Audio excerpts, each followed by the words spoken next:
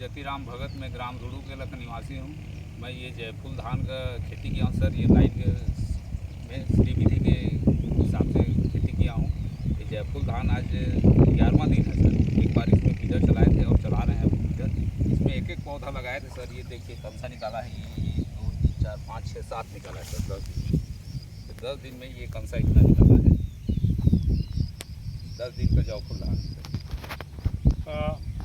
ये ऐसे विधि में जैसे लगाते हैं किसान सामान्य विधि में कतार रोपा नहीं लगाते हैं, ऐसे ही लगाते हैं, तो उसमें कितना कंसा आता है? उसमें सर कंसा 5 से 6 आएगा, उससे ज़्यादा नहीं आएगा। और अभी आप 10-11 दिन में आप जो है ना इतना कंसा इसमें आप प्राप्त कर चुके हैं, क्योंकि जयफूल जो है ना देसी वेराइटी है हमारे लैलूंगा का, और सुगंधित वेराइटी है, देसी वेराइटी है, और उसमें उतना कंसा नहीं आता है सामान्य विधि से। लेकिन इस विधि से लगाने से और क्या फ़ायदा होगा? इसमें सर एक तो ये रासायनिक खाद का उपयोग नहीं होता। जो अपन अभी बीडर चला रहे हैं ये खाद बन जाता है। ये जो खरपतवार है वो, उसके बाद में ये कंसा कम से कम 20-22 निकालेगा सर। ये अब एक बार और एक पौधा आप तो रोपाई के थे तो कितना पौधा लगाए? एक पौधा लगाए। एक पौधा लगाए थे, और अभी जो है ना 7 से 8 कंसा जो है ना कभी कोई पौधा में दिख रहा है आपके हो गया है।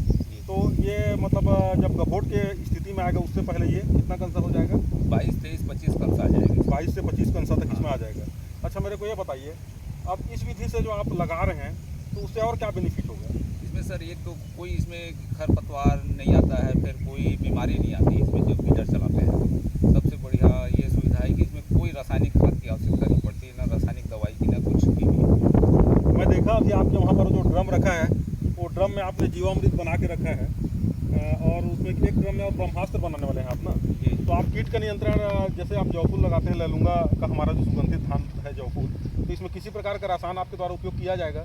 नहीं किया जाएगा सर। इसमें अपन सिर्फ वर्मी कंपोस्ट का उपयोग करेंगे और जीवामृत का। रोपाई के टाइम आप कौन सा खाद इसमें दिए हैं? आप इसमें रोपाई के साथ वही वर्मी कंपोस्ट तो आप समिति से लेके आए या खुद बनाते भी हैं? मैं देखा आपके पास सेट लगा हुआ है। मैं समिति से भी लाया हूँ और मैं खुद बनाता भी हूँ। मेरे पास दोनों। धन्यवाद भगत जी। किसान भाई थोड़ा ध्यान देंगे। देखिए, यदि हम जयफूल की सुगंधित धान की खेती करते हैं लैलूंगा में, तो हमको इस विधि का उपयोग करना चाहिए। इस विधि का उपयोग करने से क्या होगा, हम शुद्ध ऑर्गेनिक खेती कर सकते हैं। इसमें देखिए किसी भी प्रकार का बीडर चलाने पर पूरा खरपतवार जो बीच में उगे रहेगा वह मिट्टी में मिल जाएगा, तो एक तरह से वो भी खाद बन जाएगा।